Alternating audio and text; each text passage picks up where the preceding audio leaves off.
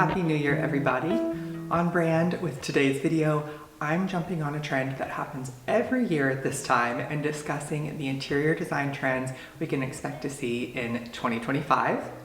My name is Corey, and I would like to welcome you back to the Claytor house. I'm an interior designer, and I've noticed some trends, or should I say mindset shifts, emerging over the past few years that I really think are going to start to take root this year.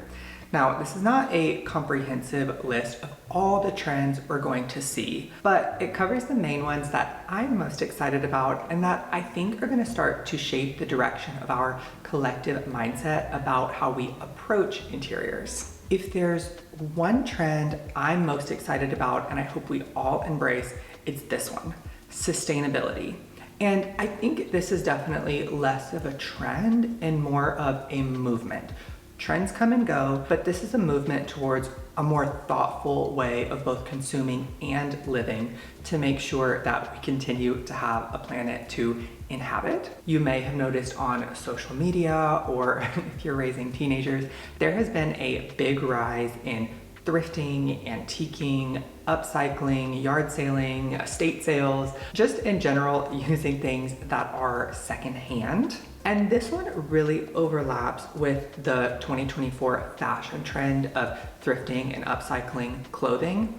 As we all know, fashion and interiors really do walk hand in hand, and they tend to influence one another. So I do have another video coming up in a few weeks, really diving into how the 2024 fashion trends I think are going to influence the 2025 trends in interiors. So if you're not subscribed, I hope you'll consider doing so and coming back for that. But this one is really about focusing on quality over the fast produced items and the over consumerism. Choosing pieces that have been around for 100 plus years means that they're gonna last another 100 plus years, most likely, or picking new items made sustainably with sustainable materials that are going to last, I think is something we're really gonna start to see.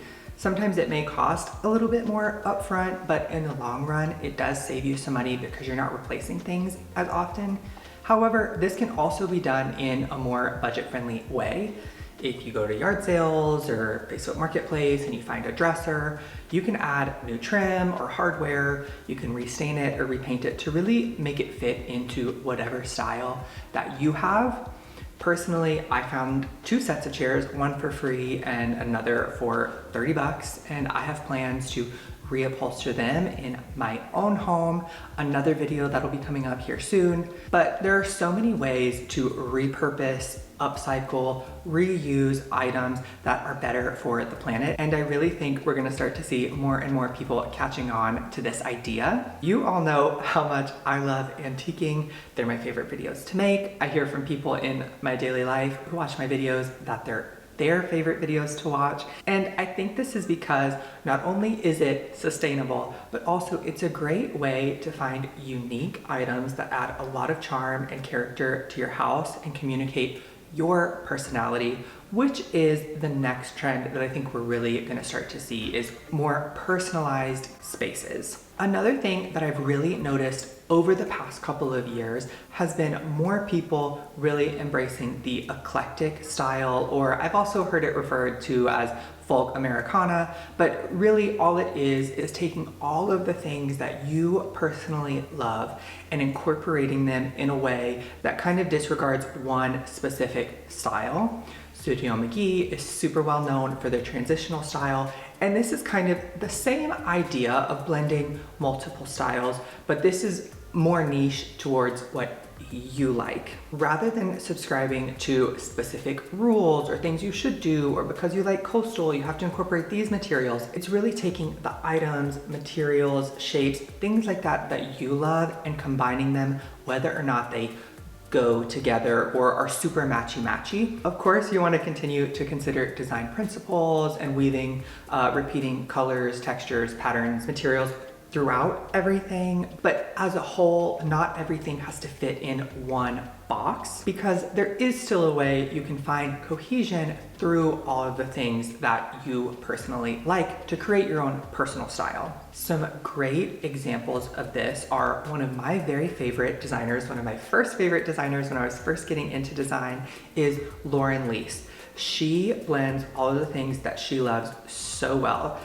Coastal, the East Coast style, more natural, organic, boho things. Like, she really just goes for what she loves and throws the rules not out the window, but doesn't focus so heavily on them. Check out her Instagram for sure, or she has 4 books that are a fantastic example of this, each a little bit different, but each equally as valuable. They're some of my favorite decor books, so I'll link those below if you're interested. A couple of other resources about how you personally could do this are the books Curate by Linda Gardner and Allie Heath, or Allie Heath's book Create. Curate really focuses on this idea of personalizing your space, while Create is all about blending new and old items. So it's a great resource for both this concept, but also the one about sustainability and how to use old items in a more modern way. Another thing you may have noticed on social media over the past year or so is the unexpected red theory, which, if you haven't heard of it, is just the idea that you can throw a pop of red in a piece of artwork, a singular throw pillow, a piece of furniture, just a random pop of red, and it instantly elevates the whole space. While red may not be your personal favorite color, I know it's not always mine, you can apply the same idea to anything, incorporating one item that maybe doesn't fully fit into the room, and it's just an unexpected thing that instantly elevates the whole space. This year, I think we're really gonna start to see that through some statement lighting and furniture. We're gonna see bold sculptural pieces that really create a statement, but still harmonize with the rest of the room. These can tend to be investment pieces, especially if you find them secondhand or something like that, but they negate the need for a bunch of other high-end or expensive items, or just items in general. You can keep things more minimal, and these statement pieces really communicate your personality in a big way. Again, tying back into sustainability, you can find these secondhand, but you don't have to. You can find new pieces that create the same type of statement. CB2 has been putting out a bunch of great ones, Anthropology, Restoration Hardware. Like, we've already been seeing this, and since that more high-end stores have been doing them, I think we're gonna start to see them trickling down to your average consumer. But I think finding them secondhand and using a little treasure that you had to hunt for that nobody else is gonna have just adds to the charm of your space and the piece you're incorporating. As for what we can expect in the statement pieces of 2025, we're gonna see a lot more curved lines, organic shapes, and natural tactile textures. Curved lines and organic shapes just add a level of softness to our spaces, breaking up the straight lines and rectilinear shapes that are often present just in our architecture, like our walls, ceilings, floors, doorways, windows, those types of things that are naturally more square and straight. I'm sure, like me, you've noticed the introduction of more curved doorways and arched windows and even corbels. Not that these things are new by any means. They've been around through many eras of interior and architectural evolution, but we're just starting to see them added more into new builds, or as people renovate once square doorways, they're maybe changing them into an arch. We're just seeing more of a lean towards that than some of our more modern spaces that we've had for a while. Just look at these images from Molly Kidd Studios and Brooke MT Interiors, featuring homes designed or built within the past few years that showcase some of these elements. The 70s have been back over the past few years in a big way, specifically in the color palettes, but I think we're now going to see a lot more of the shapes from the 70s come in as well. Mid-century modern does have a lot of angles, using straight lines in a really dynamic or abstract way, but it also utilizes a lot of curves and textures, specifically more on the more earthy side of things. And I think we are all collectively realizing the importance of all of the design elements and not just color. We're bringing them all in this year. In the 2010s, the millennial gray, ultra modern whole thing had us all in a chokehold, but I like to kind of think of that as a little bit of a reset. As they say, distance makes the heart grow fonder, and after stripping back everything in terms of color and form, we're now reintroducing all of those things back in. Color trends were everywhere in 2024, but we need to consider all of the other design elements as well, which I think is starting to happen and why we're seeing these curved lines, organic shapes, and bold textures coming in. In the decor from 2024, we saw a lot of ribbing and scallops and pleats and all of those types of details that I think now are going to start to make their way into our furniture and lighting fixtures, even more so than they already have been. Boucle has definitely had its moment for a while, but in addition to that, textures like shearling or sheepskin, chunky knits, just more heavily textured fabrics and upholstery will be used on more curved sofas and high back scalloped edge chairs. They've been in all the furniture pieces, but I think really in our lighting and our furniture, it's really going to continue to just take off, and we're starting to see in our big box stores those trends trickling down into items that are maybe more accessible for the average person to get. Now, I know that was a lot on that one, but the design elements and principles, all of them are so important for creating a cohesive but dynamic space. And it's also important to understand them so that way you know when to break or bend them just a little. Sometimes we get so caught up in the theory that we forget what interior design is all about: function.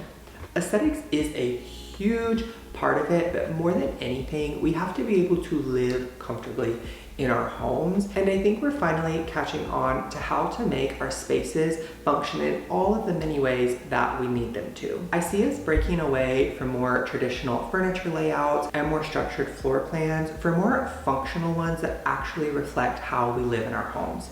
Now, the traditional ones are great and they're in place for a reason, but a super structured floor plan or a symmetrical furniture layout doesn't always allow for the flexibility that most average homeowners need on a daily basis. We still need to understand and maintain and implement proper clearances for things, for paths of travel and movement throughout the space, both for safety and for the aesthetics of it and how your eye moves through the space in addition to your body. But I think within design theory basics, we're gonna see a lot more creativity in how rooms are used for multiple purposes, like a dining room table being used as a desk or a work table, guest bedrooms serving more than just a guest bedroom and having workspaces in them, ottomans being used in living rooms in place of additional accent chairs. That way they can be used for additional seating, but also be moved around to put your feet up when you're relaxing. Amber Lewis has a spread, pages 48 and 49,